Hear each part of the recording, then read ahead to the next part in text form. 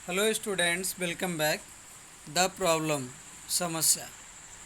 The permanent settlement however created problems. तो जो company द्वारा ये परमानेंट सेटलमेंट इंट्रोड्यूस किया गया था, ये समस्या पैदा कर दिया। Company officials soon discovered that the zamindars वर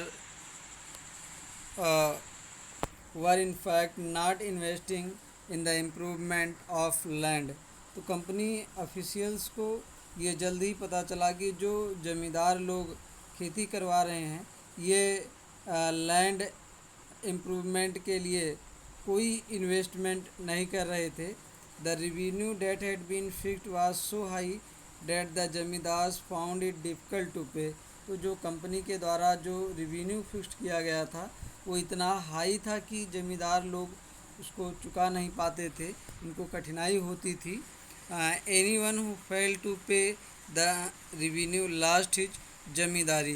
तो कोई अगर कर चुकाने में फेल होता था तो उसकी वो अपनी ज़मींदारी को लॉस करता था, मीन्स उसकी ज़मीनें कंपनी ले लेती थी। Numerous zamindars were sold off at auctions organised by the company. तो कंपनी के द्वारा बहुत सारे ज़मींदारों की ज़मीन की नीलामी हो गई, मीन्स वो कंपनी के कंट्रोल में हो गई। By the first decade of the 19th century, 19th century के पहले दशक में द सिचुएशन चेंज, परिस्थितियाँ बदली। The price in the market rose. तो मार्केट में जो खाद्यान्नों का मूल्य था वो बढ़ा।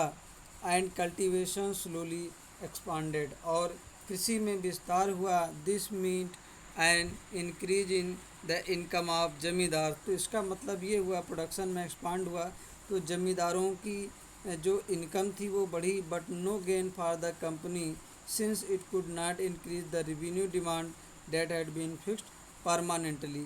तो ज़मींदारों को तो लाभ हुआ, लेकिन इससे कंपनी को कोई लाभ नहीं हुआ, क्योंकि कंपनी के द्वारा जो रेवेन्यू डिमांड था वो परमानेंटली फिक्स्ड किया गया था। Even then the zamindars did not have an interest in improving the land। और जो जमींदार लोग थे उनको भी इंटरेस्ट नहीं था ज़मीन की सुधार करने में या उसको इम्प्रूव करने में। Some had lost their land in the earlier years of settlement. तो सेटलमेंट्स के अर्लियर ईयर में ही कुछ लोग अपनी ज़मीनें खो चुके थे। Others now saw the possibility of earning without the trouble and risk of the investment। जो बचे हुए ज़मींदार थे वो इन समस्या में नहीं पड़ना चाहते थे, रिस्क में, इन्वेस्टमेंट के, क्योंकि उनको लाभ हो रहा था। अदर्स नाउ सा the possibility of earning without trouble. तो अदर लोग ये सोचते थे कि बिना समस्या के अगर लाभ हो रहा है तो क्यों इन्वेस्टमेंट में रिस्क लिया जाए। As long as the zamindars could give out the land to tenants and get rent। तो as long as the zamindars could give out to the land to tenant। तो जमींदार लोग जो है टीनेंट्स मतलब फार्मर्स को ज़मीनें देते थे रेंट पे, और उनसे रेंट लेते थे। They were not increase in the improving of land. तो they were not interested in improving land. तो ये जो जमींदार लोग थे ये लैंड इम्प्रूव करने के लिए इंटरेस्टेड नहीं थे।